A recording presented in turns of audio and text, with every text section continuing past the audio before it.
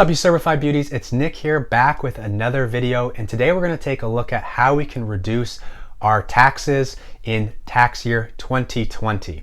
In a previous video I made, we took a look at how much CERB tax we might have this year because we've received these taxable benefits, either the CERB or the Canada Recovery benefits. And in my video, the way I calculated, I would owe over $1,000 in taxes this year. So in this video, I want to highlight some ways that you can actually save tax. Unfortunately, with taxable benefits like the CERB and the CRB, as well as employment income, there isn't a whole lot of ways to reduce your taxable income compared to self-employment or business income. There's not a lot of things that we can write off, but the government does have some tax credits and some tax deductions that we can take advantage of if we qualify for them. So in today's video, I'm going to walk through 4 different tax saving tips that you might want to consider for this year in order to reduce your taxable income. But before we get started, hi, I'm Nick from Nick's Taxes. I make videos on the CERB, the CRB, investing, personal finance, and tax. I am a tax accountant by trade, so I like these kind of videos to kind of share my wealth of knowledge with you guys. So if this is of interest to you guys, I ask that you just subscribe and give this video a thumbs up.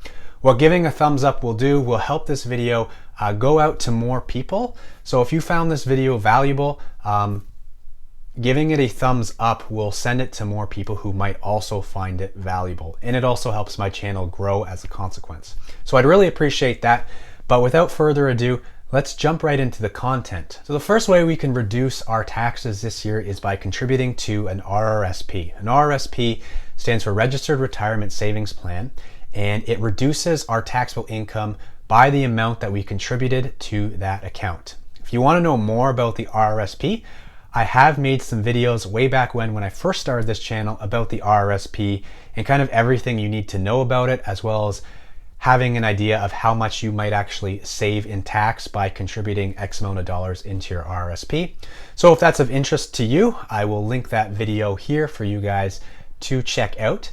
But for the purposes of this video, I'm just going to say that contributing to your RRSP will reduce your taxable income and therefore reduce how much taxes you will owe. But there is a catch. There is a limit on how much you can contribute to your RRSP, and you will know your contribution limit by checking your most recent notice of assessment. Where can you get your notice of assessment?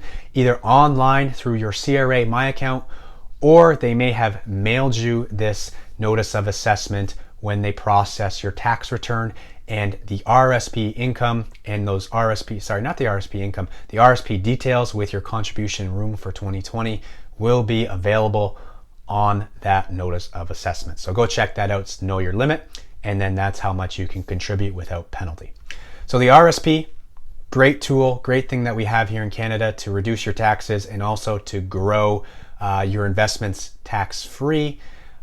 So yeah, give that a look. But that is my tax saving tip number 1. Tax saving tip number 2, if you're feeling generous and you have donated to a certain charity, you can claim that donation on your tax return as a tax credit. So a lot of popular ones would be if you contribute to a local church or a mosque or kind of a religious organization like that. Those typically will qualify for a tax credit, as well as a lot of charities. So if you get a tax donation slip at the end of the year, you can claim that on your tax return as a tax credit. I know in 2020, I believe that there's a lot more people who have contributed towards noble causes this year that would qualify for a tax credit. I'm thinking of way back when the 2020 Australian wildfires, a lot of people gathered together to donate towards that. And then obviously with the global pandemic going on, a lot of people have been contributing towards those causes as well. And those, if you've contributed to a company that qualifies as a charity, you will get a tax receipt. So keep those handy come tax time and make sure to claim those for an extra tax credit. Next thing I want to highlight, if you have kids, is childcare expenses. Childcare expenses will reduce your taxable income and therefore reduce the amount of taxes that you owe. The one catch with childcare expenses, if you are married, the childcare expenses will be reported on the person who had the least amount of taxable income on their tax return. So it will go on that person's tax return, but you can claim if you send your kid to daycare, you can claim those expenses. I'm not going to go into too much detail on the childcare expenses. If you want me to, I can create a separate video on childcare expenses. Just let me know in the comments below if that's something that you guys would be interested in. But basically, you can claim up to $8,000 per child for any child under the age of 7 and $5,000 per child between the ages of 7 and 16. Now, you have to actually pay that amount in childcare expenses to claim that amount, but that is the maximum amount that you can claim in childcare expenses for those children. There's a bunch of different rules and regulations surrounding that, but that is the gist of your childcare expenses, and another great way to reduce your taxes this year, especially if you have childcare expenses. Now, the last tax saving tip is a little bit of a reach, but it is possible for you guys to consider, is your tuition expenses. If you have tuition carry forwards and haven't claimed them, this year might be a great time to do so. If you have tuition carry forward expenses, again, it'll be on your most recent notice of assessment.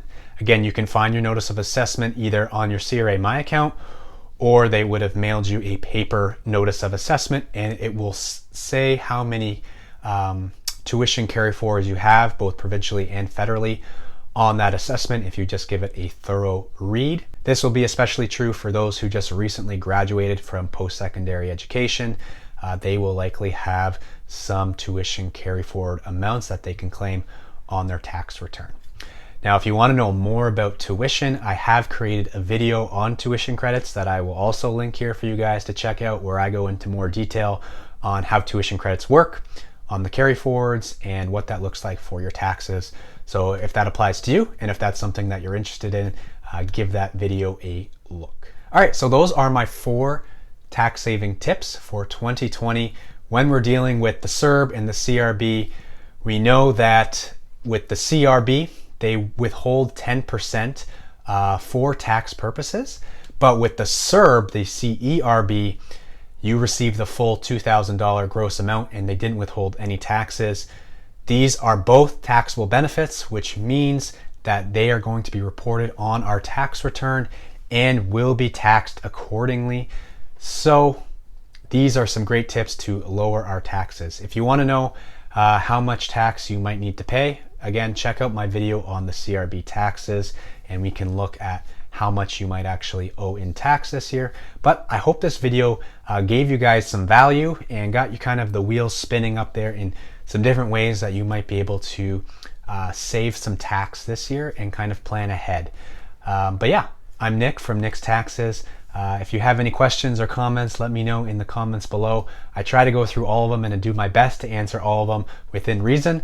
So yeah, I really appreciate those comments if you are dropping one. Until next time, happy taxing. See ya.